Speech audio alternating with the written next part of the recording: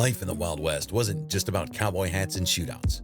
Imagine surviving in the dusty, rugged terrain with limited water, soap, and the luxury of a bath. Hygiene was a whole different game back then. From questionable bathing practices to some truly odd grooming techniques, these are the ones our fans have voted on as the wildest. Let's untangle the truth. Number 10. Lard soap, whiskey, and pencils. The Wild West hair care routine.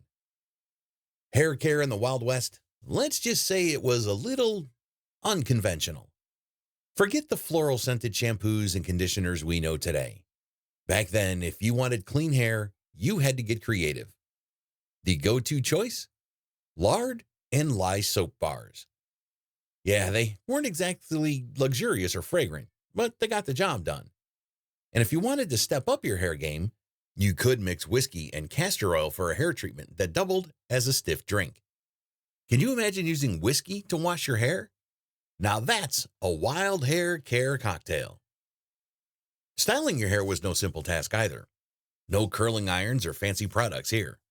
Women often used pencils to curl their hair, wrapping strands around them and hoping for the best. It wasn't exactly salon-level styling, but hey, they made it work.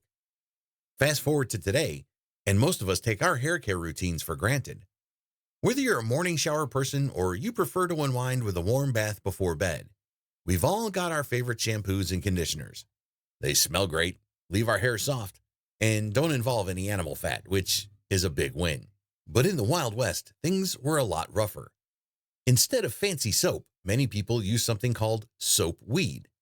Mexican women, in particular, were known for using this substance made from the yucca plant to wash their hair. Surprisingly, it left their hair feeling soft and shiny, so it wasn't all bad.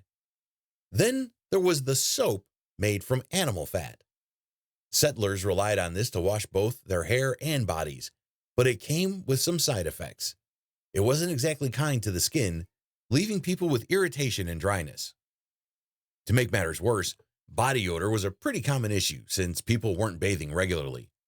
However, at the time, this wasn't such a big deal.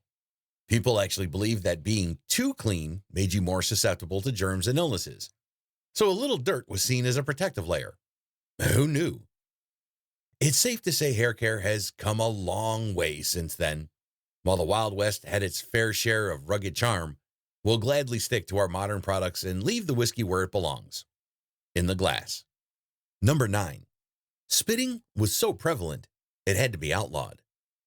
Life in the Old West wasn't all gunfights and whiskey. There were some pretty gross habits, too. One of the worst? Spitting. In saloons across the frontier, it wasn't uncommon to see men spit their tobacco right onto the floor. Sure, there were spittoons, little containers for spit, lined up near the bar. But hitting the floor was just easier for most. And to cover the mess up, saloons would scatter sawdust all over the place. Here's where things got really nasty. The sawdust that was meant to soak up all that spit became a breeding ground for germs. And this wasn't just an inconvenience. It was downright dangerous. Respiratory diseases like pneumonia and tuberculosis were common, and the spit-covered sawdust only made things worse. Imagine trying to relax in a saloon surrounded by spit and germs. It gets worse. Some saloons would rent out their floors to travelers who couldn't find other places to sleep. That meant they were literally laying down in the mess of spit and sawdust. Not the most pleasant accommodation, right? The problem got so bad that some places decided enough was enough. They tried to crack down on the spitting habit by banning it altogether, especially in public places like train stations and platforms. The penalties were no joke either. Getting caught spitting could land you a hefty $500 fine, up to a year in prison, or both. It might seem a little extreme, but with the spread of diseases at the time, it was a serious health issue. By limiting spitting, they were hoping to reduce the spread of these illnesses and at least make public spaces a little cleaner. Today, we might look back and cringe at the thought of people spitting all over saloon floors, but it was just part of life back then. It's safe to say we've come a long way in terms of hygiene, and thank goodness for that. Now, if you ever find yourself watching a Western movie and see someone casually spit in the middle of a bar, you'll know that was pretty normal back then, even if it's a little gross by today's standards. Number 8, cholera and other diseases ran rampant. Life in the American West was tough enough without the constant threat of disease, but that's exactly what people faced, especially when it came to cholera. One of the biggest issues was that water used for drinking was also the same water people used for laundry, dishwashing, and even bathing. It's no surprise that disease outbreaks were common in camps and settlements, and cholera was one of the worst. Cholera hit everyone hard: settlers, Native Americans, and even entire migrant communities. For example, during the 19th century, there were a series of cholera outbreaks among Mormon migrants, killing thousands of people. The exact death toll will never be known, but it was devastating. For the Mormon community, many saw these outbreaks as a punishment from God or a test of faith. Unfortunately, this deadly disease didn't just stop at the settlers. As overland trails expanded, cholera spread into tribal communities, taking a heavy toll on Native American populations. However, cholera wasn't the only disease wreaking havoc. Smallpox claimed even more lives, particularly among Native groups, leaving a lasting impact that changed communities forever. Not every camp was struck by illness, though. Sarah Raymond Herndon, a pioneer woman traveling west, once wrote in her journal, "There's no sickness in camp at all. It is marvelous how very well we all are. I hope it will continue so." In a time when disease was everywhere, good health was considered a rare and incredible blessing. Unfortunately, outbreaks were never very far away. In 1873, for example, cholera made its way into at least 18 states and territories. In the Dakota Territory, Dr. J.B. Van Velsen noted that Russian immigrants brought cholera to Yankton, the capital of the territory. His writings showed the prejudices of the time, as he described the immigrants as filthy in persons and habits. Of course, he had no way of knowing that this outbreak was part of a much larger epidemic affecting the entire region. The spread of disease in the Old West was a constant threat that shaped the lives of settlers and Native Americans alike. With limited knowledge of how diseases like cholera spread and little access to clean water, surviving these outbreaks often felt like a matter of luck or divine intervention. It's hard to imagine now, but back then, just staying healthy was a constant battle. Number 7, sleeping in the bug-infested beds of the Old West. Imagine a time when your bed was nothing more than a pile of straw and hay, with no mattress or bed frame to lift you off the ground. Sounds rough, right? But for many people in the Old West, that was just how things were. Comfort wasn't exactly the top priority back then. Even though a bed made of straw was better than sleeping directly on the hard floor, it wasn't exactly the cleanest option. One of the biggest problems with these makeshift beds? Bugs. Lots of bugs. Lice, known back then as seam squirrels, were a common problem, but they weren't the only creepy crawlers hiding in the hay. The lack of sanitation and the difficulty of replacing the straw regularly meant these beds quickly became a haven for all sorts of pests. Can you imagine trying to get a good night's sleep with lice and who knows what else crawling all around you? While not every bed in the American frontier was made from straw, a lot of them were, especially in rougher settlements. And it wasn't just the beds that were the issue. Flies were everywhere, constantly contaminating food and spreading disease. Without modern screens or any real way to keep the insects out, mosquitoes would easily make their way into poorly insulated homes. People didn't have the luxury of closing windows and relying on AC, so they just had to deal with the constant buzz of bugs around them. Most homes in the Old West didn't have proper insulation or any way to control the temperature inside, which only made things worse. Hot summer nights would attract even more bugs, and winter meant people were just a little bit colder while still dealing with lice and bed bugs. It's no wonder that sleeping on the floor sometimes seemed like a better option than dealing with all the critters in the straw. Insects weren't just an inconvenience. They were a real problem. Contaminated food and bug bites were a part of everyday life. And with limited access to proper sanitation or medical care, these issues could become serious health risks. Living in the Old West may have had its romantic, adventurous appeal, but it came with a lot of discomforts that we're lucky to avoid today. So the next time you're cozy in your clean, bug-free bed, just be thankful you're not dealing with the Old West version of bedtime bugs. Things could definitely be worse. Number 6. Women would clean their faces with river water. Imagine waking up in the Wild West where dust and dirt were unavoidable companions, settling into every crevice of your clothes, your hair, and even your skin. Cleanliness was not just a challenge, it was a near impossible task. Yet the women of the era, resilient and resourceful, found ways to adapt to their dusty reality. Every day they set out on their morning routines, often making their way to nearby springs or streams to freshen up. A splash of cool water to the face was about as refreshing as it got back then. But here's the kicker. Full baths were a rare luxury. The lack of privacy around these water sources meant that washing up wasn't always comfortable or convenient. Complete immersion in water, let alone scrubbing themselves clean, was simply out of the question most of the time. And as much as they would have loved to wash away the layers of grime, privacy was a significant obstacle. Women didn't have the convenience of modern bathrooms with tubs or showers. Instead, they relied on what they could get. A basin filled with water or a quick dip at the stream was their version of clean.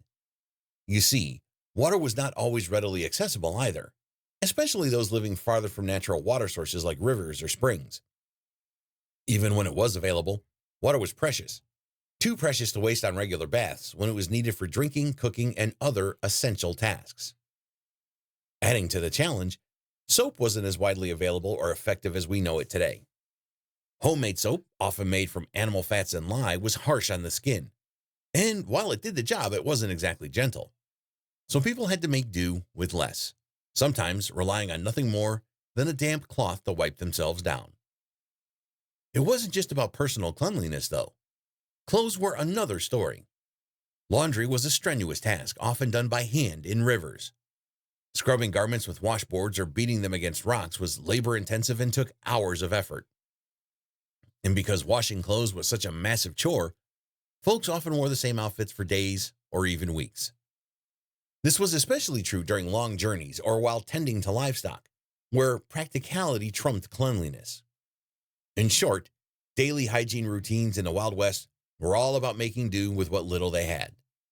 While they couldn't achieve the same level of cleanliness we expect today, they adapted to their harsh surroundings and did what they could to stay fresh. Well, as fresh as possible in a world filled with dirt and dust. Number 5. Families bathed in the same bathwater.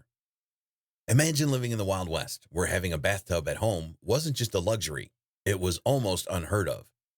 Most families didn't have tubs, not because they didn't want one, but because it was a massive hassle. Water had to be carried from a well or stream, heated over a fire, and then dumped into a tub, bucket by bucket. With all that effort, you can see why bathtubs weren't exactly common in most homes. It wasn't until 1894, when Sears, Roebuck and Company began publishing their famous mail order catalogs, that affordable tubs became available. For the first time, regular folks could order a tub and have it delivered, which was revolutionary. But don't think it was cheap. Adjusted for inflation, a basic Sears bathtub would set you back about $800 in today's money. That's a pretty big investment, especially for a time when most people were living paycheck to paycheck, or more accurately, crop to crop. Once a family managed to get a tub, the challenges didn't stop there. Filling the tub with water, heating it, and making sure it was clean was a huge task, so families would share the same bath water.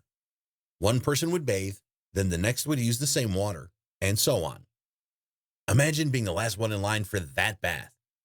This shared bathwater routine led to the tradition of the Saturday night bath, a weekly event where everyone in the family would bathe, just in time to be cleaned up for church on Sunday. For those who couldn't afford their own tub or didn't have the space, public bathhouses were a thing. You could pay a small fee for access to a hot bath, but privacy was still limited. People would bathe in communal areas, often next to strangers, which made the experience a bit awkward by today's standards. Still, it was better than going weeks without a proper wash. So while bathtubs became more common thanks to mail-order catalogs, it didn't exactly make hygiene easy. Bathing was still a labor-intensive process, and even with the arrival of Sears tubs, getting clean was something people had to plan for and work hard to achieve. In today's world, where a hot bath is just a faucet turned away, It's hard to imagine the effort it once took just to feel clean in the Wild West. Number 4, outhouses offered an unhygienic experience. Back in the Wild West, using the bathroom wasn't as simple as walking to the next room and shutting the door. Nope, back then, your bathroom was a small shed outside known as an outhouse. This humble structure was built over a hole in the ground, and once the hole was filled up, the outhouse was moved to another spot. That was the routine. Dig a hole, build the outhouse, fill the hole, and repeat. But as you can imagine, it wasn't exactly a pleasant experience. For starters, the smell was awful. With waste sitting in a hole, you can bet the odor was strong enough to attract all kinds of insects, flies being the worst. And it wasn't just about the stink. These outhouses were breeding grounds for disease, thanks to the unsanitary conditions. Without any real sanitation systems, it was easy for germs and bacteria to spread, leading to health issues for many people. Now, let's talk about toilet paper, or the lack thereof. Believe it or not, toilet paper wasn't widely available until the late 1800s. So what did people use before then? Well, they had to get creative. Common alternatives included leaves, grass, or even corn cobs. Yep, you heard that right, corn cobs. Imagine having to clean yourself with one of those after doing your business. It makes today's soft triple-ply toilet paper seem like an absolute luxury, doesn't it? And that's not all. Using the outhouse wasn't just inconvenient. It could also be downright dangerous. Wild animals like snakes or spiders would sometimes find their way inside. So, not only were you dealing with the smell and lack of hygiene, but you also had to watch your back for critters that might pop up during your visit. Now, let's not forget winter. Braving the freezing cold to use an outhouse in the middle of the night was an experience no one enjoyed. For those living in towns, there were some public outhouses, but privacy was still limited, and hygiene was hardly a priority. If you lived in a more rural area, your outhouse might have been a little closer to home, but the conditions were largely the same. So, next time you're in the comfort of your modern bathroom, just be grateful you don't have to trek out to a wooden shack and deal with all the challenges that came with bathroom breaks in the Wild West. It was a rough experience. And let's just say they didn't have it easy when nature called. Number 3, dental hygiene wasn't a thing. In the Old West, taking care of your teeth wasn't exactly top of mind. Toothbrushes, toothpaste, and other oral hygiene products were hard to come by, and as a result, a lot of people suffer from some pretty serious dental issues. Cavities, infections, and rotting teeth were all too common. And when a tooth became a problem, the solution was often pretty simple. Just yank it out. Now you might be thinking, where did they go to get that done? Well, there weren't many dentists around back then, so people would head to their local barber, or believe it or not, the blacksmith. Yep, these guys weren't just cutting hair or forging horseshoes. They'd pull teeth too. They'd grab whatever tool they had handy, usually something like pliers, and just get to work. And it wasn't exactly a precise or gentle process. And as for pain relief, let's just say it was pretty limited. There were no numbing agents or anesthetics like we have today. If you were lucky, someone might give you a swig of whiskey beforehand to help take the edge off. But other than that, it was all about grit and bearing through the pain. People weren't all that concerned with oral hygiene in general. Toothbrushes were considered a luxury item, and most folks didn't really bother with brushing regularly. In some public places like stagecoach stop-offs or saloons, you might find a community toothbrush. Yes, a single brush shared among multiple people. Gross, right? But back then, that was just the norm.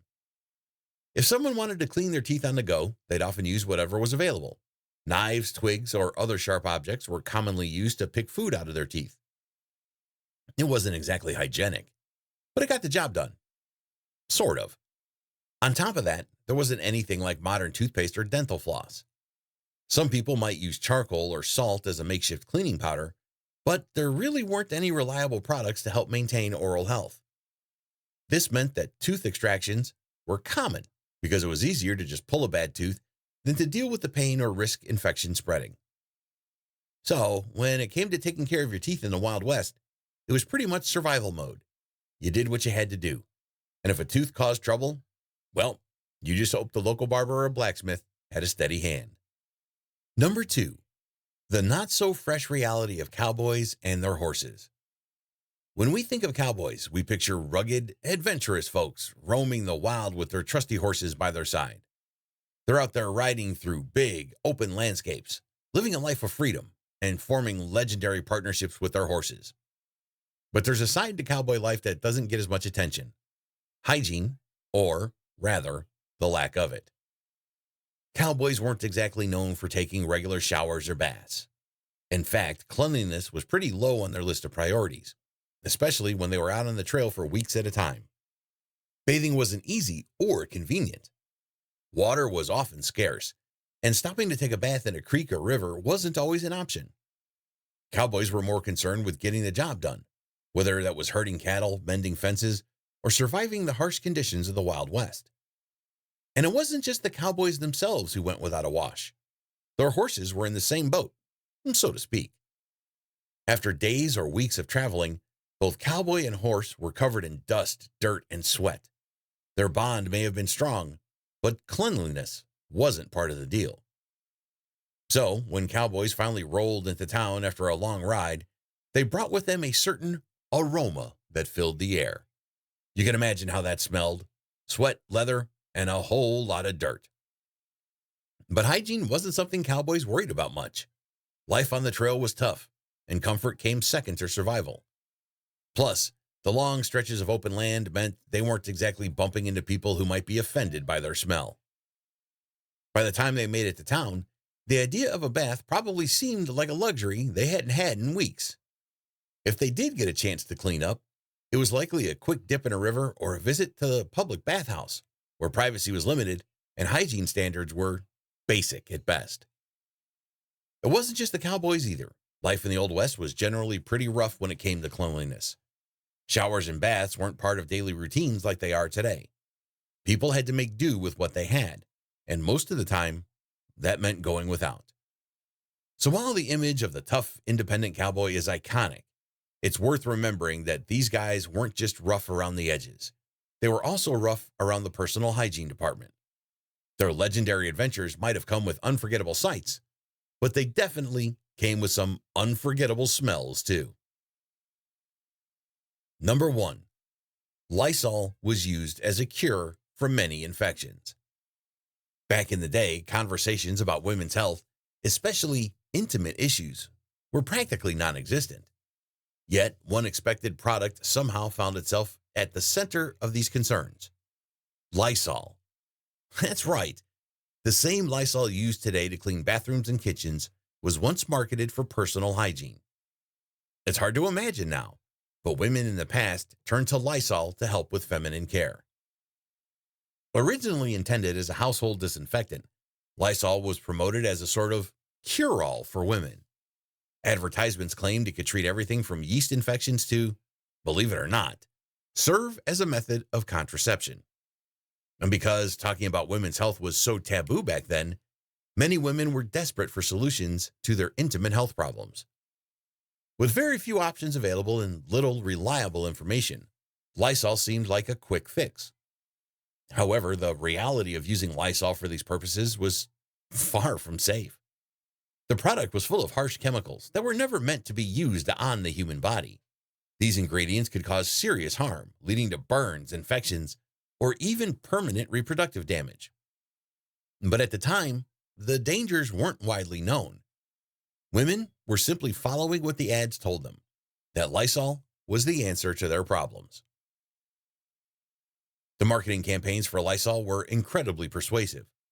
Some ads even hinted that Lysol could improve marriages and keep husbands happy, placing even more pressure on women to use it. It's easy to look back now and see how manipulative and dangerous those ads were.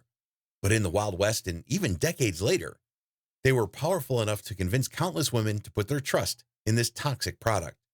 It wasn't until much later that the medical community began to speak out about the dangers of using Lysol in such ways. By that time, many women had already suffered the consequences of using a cleaning product for personal care. People then realized just how harmful it was, and the practice died out. Looking back, it's clear how far we've come in understanding hygiene and healthcare. The Wild West may have been a time of adventure, but for women dealing with intimate health concerns, it was also a time of dangerous misinformation. Lysol, while useful in cleaning homes, was never meant to be a solution for feminine care, and the consequences of its misuse were anything but pleasant. And that's it. Now you got the full scoop on the gritty, untamed hygiene practices of the Wild West. It's a time when soap, water, and clean clothes were a rare luxury, and folks had to make do with whatever they could find. So what do you think? Would you have survived the dirt, grime, and all the questionable bathroom setups? Now it's time for you to weigh in. Head down to the comments and cast your vote. What was the most shocking hygiene fact we uncovered today? All right, that's it for today. Thanks for watching. See you in the next video.